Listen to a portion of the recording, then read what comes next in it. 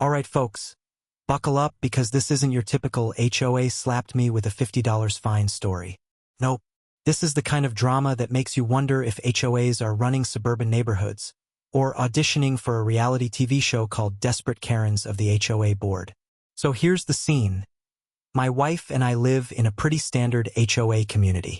You know the type, rows of cookie-cutter houses, grass that looks like it was cloned, and neighbors who measure your lawn with rulers. Seriously, some of them keep more notes on grass height than NASA does on rocket launches. Anyway, one fine morning, pun intended, we get a lovely little notice from our favorite neighborhood celebrity, HOA Karen. For those of you who aren't familiar, every HOA has one. The self-declared sheriff of shrubbery, the queen of citations, the woman who believes her power comes straight from the HOA covenant tablets Moses himself probably didn't carry down the mountain. The letter said, in all caps, because of course it did, "Notice of violation. You are hereby fined $250 for failure to remove decorative items from front yard." Now, here's the kicker. Those decorative items were two little solar-powered flamingos. Cute, eco-friendly, and not hurting anyone. But apparently, according to Karen, they were a visual disturbance. A visual disturbance? Lady, this isn't Times Square at midnight. It's a bird with a light bulb in its belly. So my wife, God bless her, looked at the letter, rolled her eyes, and said the 6 most dangerous words you can say in any HOA dispute. I'm just going to ignore it. Now, if you've ever lived under an HOA, you know ignoring a fine is basically throwing gasoline on a bonfire while Karen stands there with marshmallows. Karen did what Karen does best. She escalated. The next day, she strutted down the street like she was on a powerwalk runway, clutching her HOA clipboard like it was the Constitution. I swear, she probably practices her strut in the mirror while whispering, "I am the law." She rang the doorbell, and when my wife answered, Karen pulled out the violation letter like a magician pulling a rabbit out of a hat. "You need to pay this fine immediately," she said, with all the charm of a DMV employee who just ran out of coffee. My wife smiled, because that's what she does when she's 2 seconds away from verbally sparking fireworks, and replied, "Karen, with all due respect, I'm not paying $250 because you don't like my flamingos." You could see Karen's soul leave her body for a second. Her jaw dropped like someone told her Starbucks stopped making pumpkin spice. But here's where things get juicy. Instead of backing down, Karen doubled down. She leaned in and hissed, "You don't get to ignore the HOA." To which my wife calmly responded, "Watch me." Boom. Mic drop. I think I saw a squirrel pause mid-tree climb just to clap. Now, let's break this down because this is where the HOA world gets wild. See, fines are the HOA's bread and butter. They're not about safety. They're not about aesthetics. They're about control. Think of it like this. HOAs treat fines the way gym bros treat protein powder. They sprinkle that stuff on everything, flex about it, and hope it makes them look stronger. Most people don't fight back because it's exhausting. Legal letters, threats of liens, scary language like violation of covenants. It's designed to wear you down until you just write a check to make it go away. But my wife, she's built different. She was ready to turn this HOA fine into the hill she'd die on. And honestly, I was kind of excited to watch. So here's the part where Karen absolutely unravels. The day after the confrontation, she brought backup. Yeah, backup. Like she was staging a neighborhood raid. 2 other board members showed up, arms crossed, all looking like they were about to drop a new HOA boy band album. They told my wife, "If you continue to ignore this fine, further action will be taken." Now, to a normal person, that sounds intimidating. To my wife, it sounded like free entertainment. She replied, "What are you going to do? Arrest my flamingos?" I swear one of the board members almost cracked a smile, but Karen shot him a death glare so cold it probably froze his Fitbit. At this point, the stage was set. My wife was refusing to pay. Karen was foaming at the mouth. And the board was circling like vultures over a roadkill buffet. This is where the average story would end with, and then we got stuck in HOA arbitration for 6 months. But not this one. Oh no, because Karen wasn't done yet. She had one final card to play, the nuclear option, the move she thought would finally break us. She called the cops. Yeah. Over a fine, over flamingos, over the audacity of my wife saying no. And let me tell you, when those red and blue lights flickered at the end of our street, neighbors peeked out of windows like it was Black Friday at Walmart. But here's the thing Karen didn't realize. Sometimes, when you think you've got all the power, life throws you a twist you never saw coming. And that twist was waiting in the police cruiser. What happened next turned this from an HOA drama into something straight out of a courtroom comedy. Because when the officer stepped out of the car and saw my wife, his reaction was enough to make Karen's entire world crumble. Stay tuned, because Fact 2 is where this story really goes off the rails. Alright, picture this. HOA Karen, flushed red with self-righteous fury, standing proudly at the edge of my driveway like she's about to receive a Medal of Honor for outstanding achievement in petty neighborhood management. The flashing red and blue lights of a police cruiser bounce off her smug face, and she's practically vibrating with excitement. This was her moment. The moment she thought she'd finally crush us under the iron fist of HOA law. Her plan? Easy. Bring in the cops, scare us with authority, and make my wife bow down to the almighty HOA fine. Her mistake? Forgetting that life is a sitcom with terrible writers, and karma has the best comedic timing in the business. The cruiser door opens. Out steps an officer, mid-40s, steady posture, the kind of guy who's seen it all. But then he looks up. His eyes land on my wife and something shifts. Instead of the stern lawman ready to intimidate suburban rebels, his face freezes. Like, legit freezes. His jaw drops, his eyes widen, and he stares at her as if he's just seen a ghost, or, better yet, a celebrity.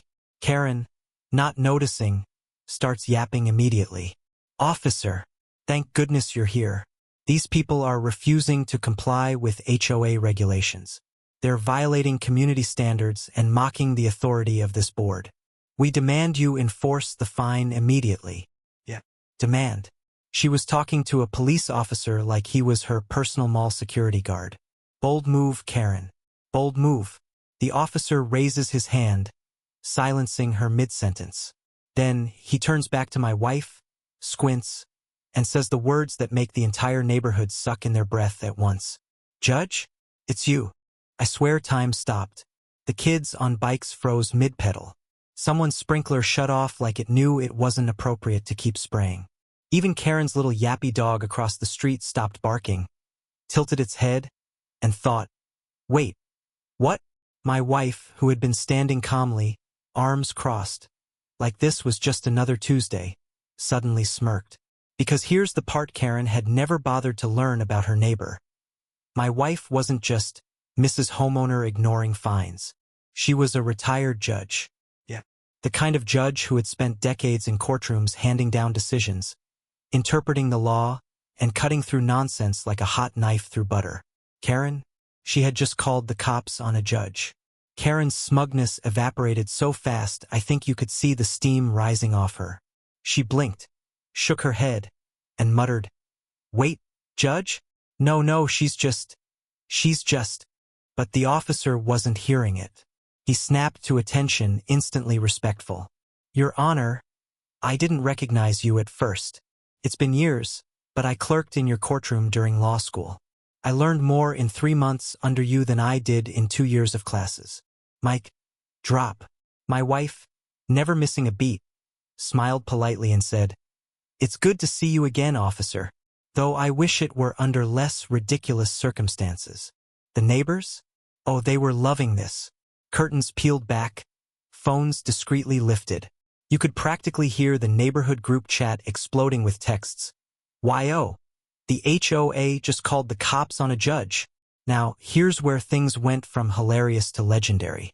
The officer turns to Karen, who suddenly looks like a balloon slowly deflating, and says, Ma'am, calling law enforcement over a disputed HOA fine is not a police matter. This is a civil issue, and frankly, wasting police resources like this could be considered misuse of emergency services. Karen's mouth opens and closes like a goldfish in shock. But she ignored the fine. She mocked the board. She can't just. Ma'am, the officer interrupts. She can. And she just did. The burn could be felt from 3 cul-de-sacs away.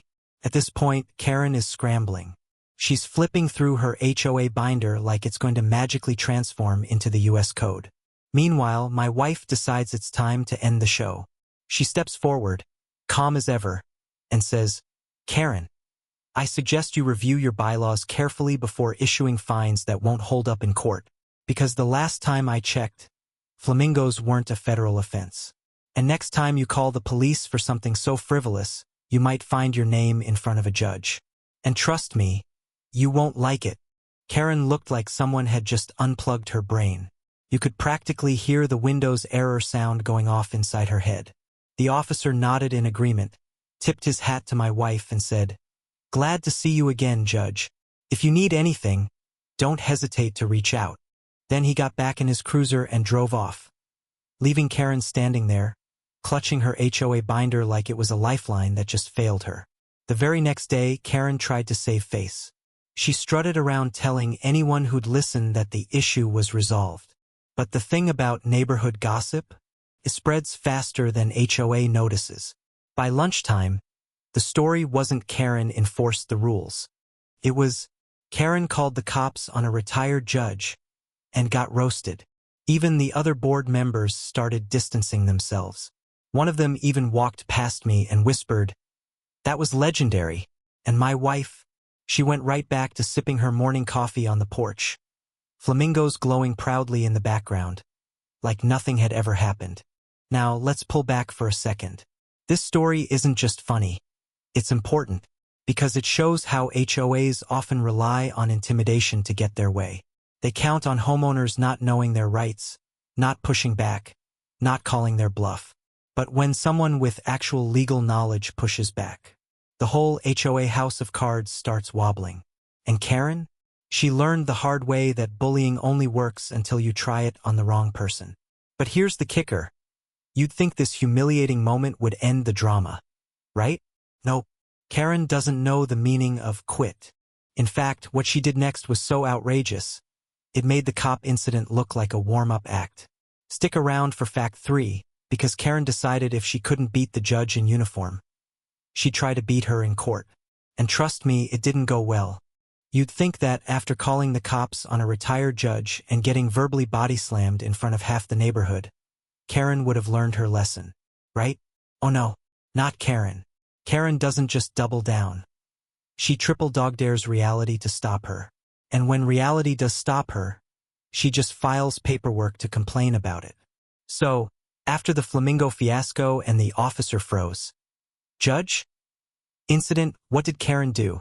She marched herself down to the courthouse, binder in hand, glasses perched on the end of her nose, ready to take on a judge. Yes, you heard me right. HOA Karen, armed with nothing more than a 3-ring binder full of outdated bylaws and a dream, thought she could walk into a courtroom and outlawyer. An actual lawyer. Karen's case was simple. My wife had refused to pay her HOA fine. Refusing to pay was a violation of community standards. Therefore, the HOA was entitled to enforce penalties, which included removal of the flamingos and any other non-compliant yard items. She even tried to tack on emotional distress, claiming that seeing the flamingos every morning caused her blood pressure to spike. That's right. We had entered the twilight zone where plastic birds were apparently a medical hazard. When word spread that Karen had filed a lawsuit, the neighborhood once again lit up like a 4th of July barbecue. Did you hear? She's suing the judge? Wait, she's suing a judge over flamingos? It was like the gossip gods had gifted us with endless entertainment. Someone even printed t-shirts that said "Free the Flamingos" and sold them at the block party. But the best part? Watching Karen strut around like she was the star of Law and Order, HOA Victims Unit. Then my wife stood, and in about 30 seconds, she dismantled Karen's entire case like it was made of popsicle sticks and glue. "Your Honor," she began, "the HOA has no legal authority to impose arbitrary fines that aren't clearly supported by its bylaws. These flamingos are not listed in any prohibited category, nor are they causing harm to anyone. Additionally, the HOA cannot escalate this to a court matter without exhausting mediation options, which they skipped entirely. She paused, then added, and as for emotional distress, plastic birds do not meet the legal threshold for damages. Boom. Case closed. The presiding judge, who, by the way, knew my wife professionally, looked down at Karen like she had just asked if unicorns could be considered emotional support animals.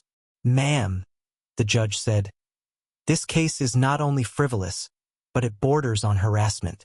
You cannot drag your neighbors to court over personal preferences. The HOA's role is to maintain the community, not weaponize bylaws for personal vendettas. Karen tried to interject, but the judge raised a hand. If I see another baseless filing like this, sanctions will be considered. You could practically hear Karen's ego pop like a balloon in the back row. By the time we walked out of the courthouse, Karen looked like she'd aged 10 years in an hour. Her binder, half empty, papers spilling out onto the floor as she scurried away. The neighbors who had come to watch, they were buzzing. One even clapped as my wife walked out, and another whispered, "She should run for mayor." Karen tried to spin the loss as a technicality, but everyone knew. She hadn't just lost. She'd been obliterated. Now here's the juicy takeaway. HOAs rely on the illusion of authority. They wave their binders, quote half-baked bylaws, and hope nobody calls their bluff. But once you actually drag those rules into a courtroom, most of the time, they collapse like a sandcastle in a hurricane. Karen learned that the hard way. The HOA might control the color of your shutters, but they don't outrank the law. And my wife, she didn't just defend herself. She set a precedent for the entire neighborhood. The HOA board suddenly realized that if they kept backing Karen's crusades, they might end up in front of a judge themselves. But here's the thing about Karen. She doesn't retreat quietly. Oh no. After losing in court, she went on a full-blown revenge tour. Flyers, emails, midnight rants, she tried everything. And what she did next, let's just say it didn't just backfire. It might have ended her HOA career for good. You know how some people lose gracefully? Shake hands, say good game. Maybe bake banana bread to cool off? Yeah, not Karen. When Karen lost in court, she didn't take the L like a normal person. No, she launched a one-woman scorched earth campaign I now call the Revenge Tour. And let me tell you, this wasn't your average neighborhood passive-aggressive muttering. This was Karen going full WWE villain mode, except instead of steel chairs, she had flyers, email chains, and a very questionable grasp of legal terms. It started small, just paper flyers taped to stop signs and light poles. In all caps, bold Comic Sans. Yes, Comic Sans, the font equivalent of yelling in baby talk. The flyers read, "Warning. Neighbor disrespects community standards. Refuses to pay fines. Setting a bad example for children." Oh, and she included a blurry photo of our yard flamingos like they were mugshots from America's Most Wanted. People tore them down almost immediately, but Karen wasn't fazed. By the next morning, 10 more popped up. By the end of the week, it looked like our subdivision had been wallpapered by a deranged bird hater. One neighbor joked that it felt like living in North Korea, except the propaganda was about lawn decor. When the flyers didn't scare us into submission, Karen moved to her next weapon of choice. Reply all emails.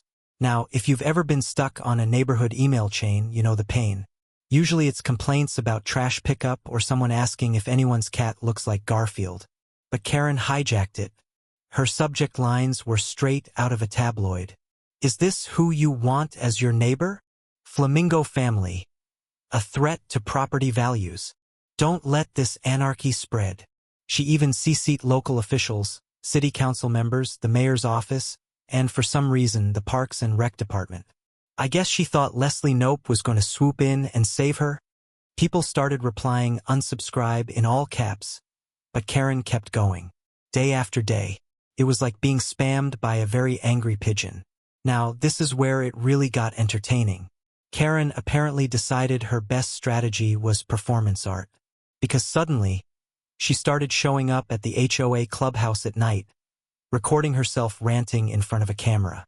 The videos popped up on the neighborhood Facebook group under the title, Karen's Corner, the truth exposed. In one, she dramatically pointed at a plastic flamingo while shouting, "This is not just a bird. This is a symbol of moral decay." In another, she tried to draw a diagram explaining how lawn ornaments lead to cultural collapse. Spoiler: it made zero sense and looked like something out of It's Always Sunny in Philadelphia. The kicker? Someone clipped her videos and added dramatic music. Suddenly, Karen was going viral within the neighborhood. People made memes, GIFs, even a parody TikTok. Instead of rallying people to her cause, she became the community's late-night comedy channel. Here's the thing. The HOA board had been quietly backing Karen for months. They liked having her as their bulldog. Let her do the yelling while they pretended to be neutral. But now, Karen was making them look like fools. The flyers, the spam emails, the rant videos, it wasn't just embarrassing, it was tanking their credibility. Neighbors started showing up to board meetings demanding answers. Why is Karen allowed to harass people? Why are my HOA dues funding this nonsense? Why is my kid asking if flamingos are illegal? The board tried to distance themselves, but it was too late. Karen wasn't slowing down, she was speeding up.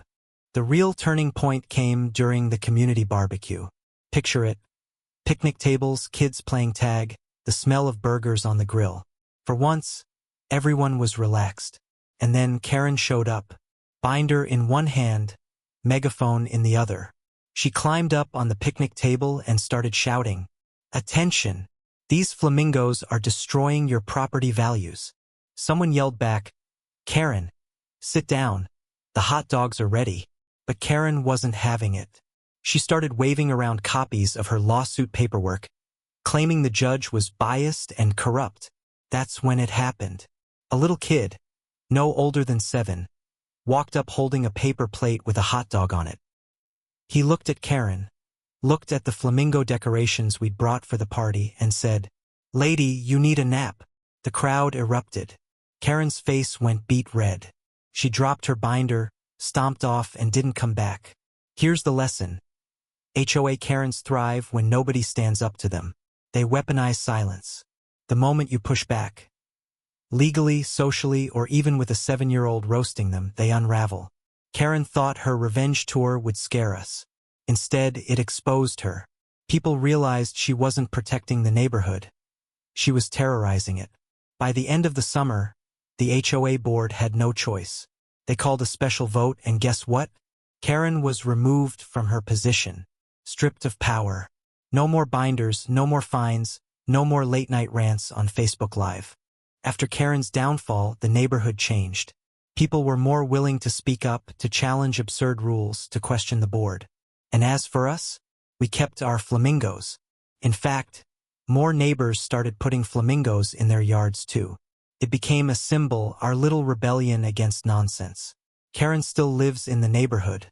But now, she's quiet. She keeps her head down, waves awkwardly when people pass, and hasn't touched a megaphone since. Sometimes justice doesn't come from a gavel. It comes from a kid with a hot dog telling you to take a nap. But just when we thought it was over, when Karen had finally been dethroned and the neighborhood had peace again, something unexpected happened. A knock on the door. A new letter. And suddenly, the HOA war wasn't just about flamingos anymore. You'd think after the barbecue incident, where Karen was roasted by a literal 7-year-old with a hot dog, that she would finally wave the white flag. Accept defeat. Go quietly into HOA retirement. But nope. If Karen had a middle name, it would be Petty. Because instead of quitting, she pulled out one last desperate card. A final warning letter delivered straight to our door. Now, this wasn't your average HOA fine letter. Oh no, this was practically a manifesto. The envelope was thick, sealed with way too much tape, like Karen had been worried about neighborhood spies intercepting it. Inside was a 12-page typed rant, complete with bold text, underlines, and, yes, Comic Sans. Because why change fonts now? The highlights. She accused us of being domestic terrorists of decor. She claimed the flamingos were attracting suspicious wildlife. What wildlife, Karen? Pink flamingo poachers? And, my personal favorite, she warned that the HOA has eyes everywhere. At this point, I half expected her to show up in a trench coat with binoculars, whispering, "The flamingos know too much." But here's where the plot twisted. The letter wasn't just from Karen. It was co-signed by the HOA board's president, a guy who had stayed quiet up until now. Apparently, Karen had convinced him this was his chance to reassert control. He must have thought siding with her would make him look tough. Instead, it just made him look like her sidekick. Think Batman and Robin, except if Batman was fueled by Chardonnay and misplaced rage. So now it wasn't just Karen versus us, it was Karen plus the HOA board president. The stakes? Higher than ever. Of course, we weren't about to back down. Armed with legal receipts from the last round, and with half the neighborhood behind us, we marched back into court. Karen strutted in like it was her Super Bowl halftime show. She had color-coded binders, freshly printed exhibits, and a smug grin that screamed, "This is my redemption arc." Her opening statement? Oh, it was a masterpiece of unintentional comedy. "Your Honor, we are here today to stop the epidemic of lawn chaos, to preserve the sanctity of our sidewalks, and to protect our children from the corrupting influence of plastic flamingos." The judge just blinked, then sighed. You could tell he was already drafting his resignation letter in his head. But here's the kicker. This time we weren't alone. Dozens of neighbors showed up. Some brought their own flamingo lawn ornaments as support props. One guy even wore a flamingo costume. It looked less like a trial and more like a Mardi Gras parade. When the judge called for witnesses, neighbor after neighbor testified. They told stories of Karen's harassment, her flyers, her rant videos, her megaphone meltdown at the barbecue. At one point, a neighbor pulled out their phone and played one of Karen's infamous Facebook live rants where she screamed, "The flamingos are spies." The courtroom erupted in laughter. The judge had to bang the gavel to restore order, but even he cracked a smile. Karen? Oh, she was fuming. Red-faced, probably considering filing a motion against laughter itself. Finally, after hours of testimonies, the judge leaned back in his chair, rubbed his temples, and said the words we'd been waiting for. Case dismissed. Again, the HOA will cease harassment regarding the flamingos immediately. And, Mrs. Karen, if you continue this behavior, you could face civil penalties. Boom. Mic drop. The neighbors cheered. It was like the end of a sports movie where the underdogs win. Karen, meanwhile, looked like someone had just told her Starbucks was discontinuing pumpkin spice lattes. Here's what happened after. The HOA board president resigned within a week. Apparently, he couldn't handle the heat. Karen? She went quiet. Not immediately, of course. She tried one last passive-aggressive move by planting "No Flamingos" signs in her yard. But it only backfired because suddenly, everyone else in the neighborhood bought flamingos. Within a month, it looked like we were living in a Florida retirement village. Flamingos everywhere, on lawns, porches, even roofs. Karen had accidentally created the very thing she feared. A neighborhood united, not against flamingos, but against her nonsense. So what's the takeaway here? This isn't just about plastic birds. It's about standing up when someone abuses power. HOAs can be useful, they maintain the community, keep things tidy, yada yada. But when you give power to the wrong person, you end up with a Karen with a megaphone screaming about lawn chaos like it's the apocalypse. The only way to beat that is together. With receipts. With humor. With persistence. Because the truth is, bullies don't know what to do when people laugh at them. They thrive on fear and silence. The moment you flip the script, the moment you turn their rants into a neighborhood meme fest, they lose. Today, when I walk past Karen's house, it's calm. The blinds are drawn, the yard is immaculate, and the only noise is the soft hum of sprinklers. No flyers, no emails, no Facebook Lives, just silence. And across the street, a sea of pink flamingos, standing tall like plastic soldiers who survived the weirdest HOA war in history. Karen might still glare from her window. She might mutter under her breath. But at the end of the day, she lost. And we won. Not just the case, but our peace, our humor, and our right to decorate our yards with whatever birds we darn well please. So next time you see a plastic flamingo in someone's yard, remember, It might not just be a decoration. It might be a battle flag. A tiny, pink, unblinking reminder that sometimes the best way to defeat nonsense is to refuse to bow to it. And if you're dealing with your own HOA Karen, don't back down. Don't let them bully you into silence. Document everything, rally your neighbors, and hey, maybe even buy a flamingo or two. Because trust me, nothing drives a Karen crazier than knowing her reign is over.